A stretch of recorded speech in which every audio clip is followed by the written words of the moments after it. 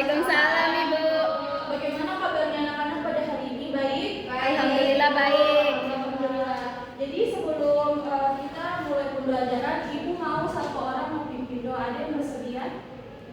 Boleh. Baik teman-teman, sebelum kita mulai pelajaran hari ini, mari kita baca doa sebelum belajar. Bismillahirrahmanirrahim.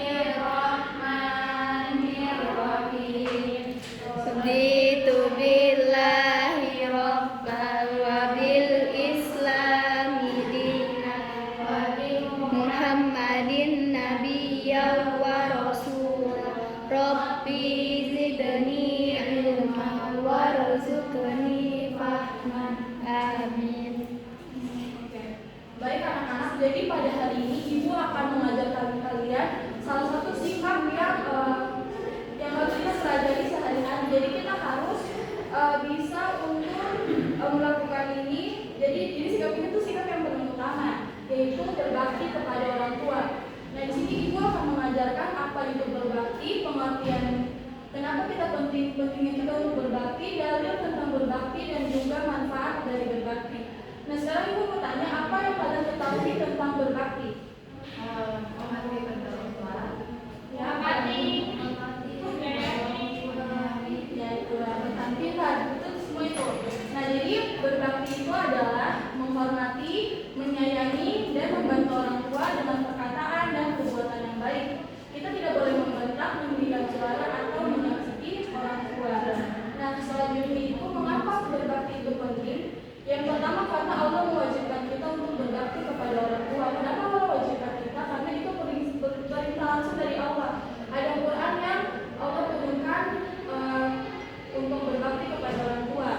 Nah yang kedua adalah berbakti adalah amalan besar setelah ibadah kepada Allah. Jadi selain sholat 5 waktu, Allah juga menyukai bahwa hambanya itu berbakti kepada orang tua. Yang ketiga membuat hidup lebih berkah, lancar dan meringankan masalahnya. Kenapa hidup kita tuh akan lebih berkah dan ringan kalau kita berbakti kepada orang tua? Kalau kita berbakti kepada orang tua kan pasti orang tua mendoakan kita. Nah dari situ pasti kita hidup itu lancar. Apalagi doa dari ibu itu paling mustajab. Ada yang tahu kenapa doa dari ibu itu paling mustajab? Karena ibu yang Ya dan apa lagi? bagus di rumah. Ya betul. Benar. Nah yang keempat durhaka pada orang tua termasuk dosa besar karena Allah melarangnya.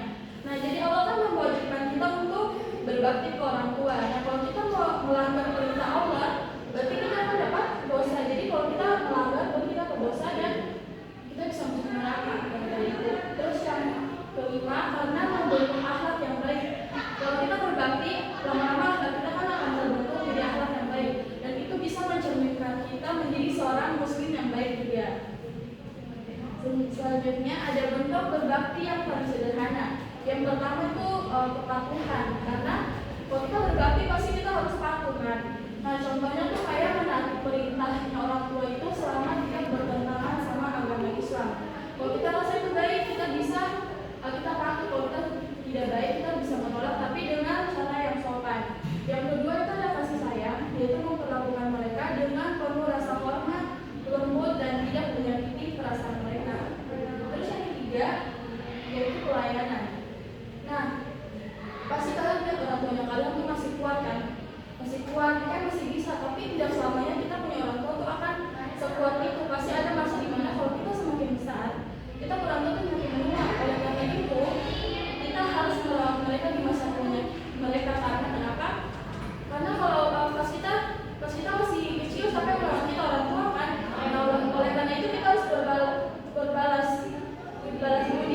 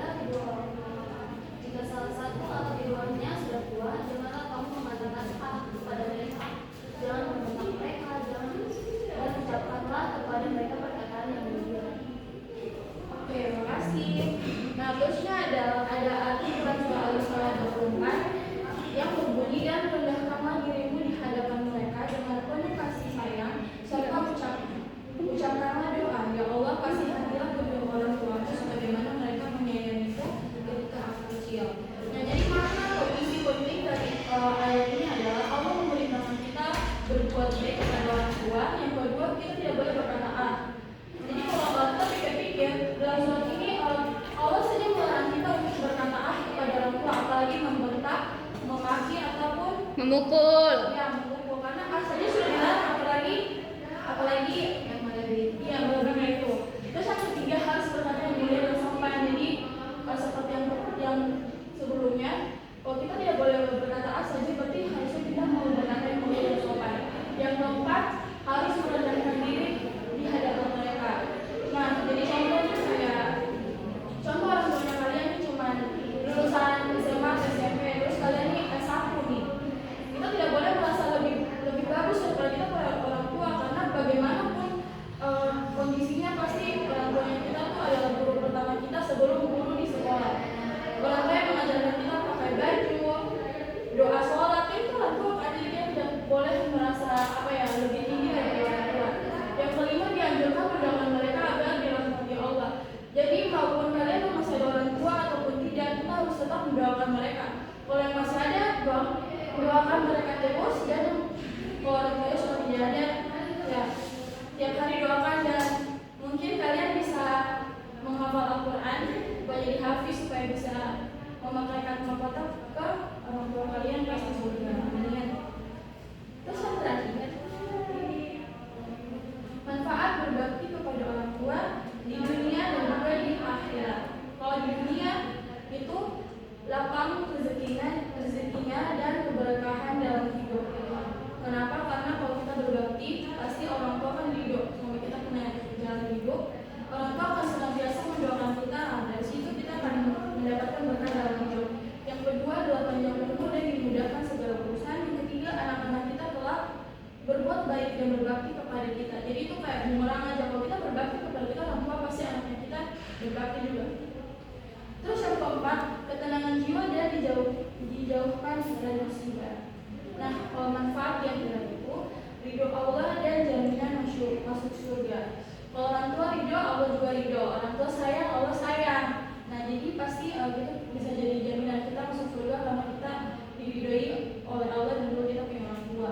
Yang kedua, mendapatkan ampunan dari dosa-dosa. Jadi kalau kita manfaat dari kita berbakti, selain kita mendapatkan ampunan dosa, kita dapat pahala. Kalau kita dapat pahala, kita masuk surga. Kalau kita berdosa diampuni semua, jadi kita tidak jadi masuk neraka. Nah, jadi manfaatnya banyak ya. Terus yang ketiga, pahala yang besar karena birrul walidain adalah amalan utama. Dan yang terakhir adalah ditinggikan derajat di sisi Allah. Nah, itu tadi materi dari ibu. Sekarang ibu tanya kalian ini. Sekarang ibu mau tanya, kalau kalian di rumah disuruh papanya kalian ambil air, apa yang kalian lakukan? Air. Nah, contoh Meski coba sebutkan perilaku yang berlaku berbakti kepada orang tua itu seperti apa? Contohnya saya dari kehidupannya Saskia. Contohnya Cuci motor. Suruh ambil ini gitu, langsung ambil. Orang tua suruh ini Saskia itu kan kayak gitu. Iya. Masya Allah, bagus ya. Jadi kita harus contohin Saskia ya. Terus saya contohkan perilaku durhaka kepada orang tua itu seperti apa? Ya misal orang tua kita suruh mengerjakan kebaikan dari sekian aja tadi suruh, misalkan tadi suruh buat ambil sesuatu dan bilang sabar dulu atau menunda sampai akhirnya lupa nggak mengerjakan hal tersebut. Jadi seperti itu. Kadang-kadang sih. Nah, jadi semoga kalau habis belajar ini Iya. pelan-pelan bisa berubah ya. Ya, Terus sekarang dari pelajaran ini aku harap kalau kita habis belajar ini kalian bisa pelan-pelan berubah. Ya, jadi yang mungkin dulu tuh masih, kalau orang tua suruh tuh masih tunggu-tunggu, masih tunda-tunda, jadi harus diajak dari sekarang ya. Jadi ya pelan-pelan aja, karena namanya proses kan tidak mungkin habis mulai dari sini kalian langsung berbakti gitu ya. Tidak mungkin kan, jadi ya pelan-pelan. Jadi sebelum itu tuh ibu mau kasih tugas untuk kalian. Jadi tugasnya kalian itu adalah menghafal dengan artinya surah Al-Isra ayat 23 dan 24. Terus kalian juga buat tugas. Jadi kalian contohkan. Jadi kalian contohkan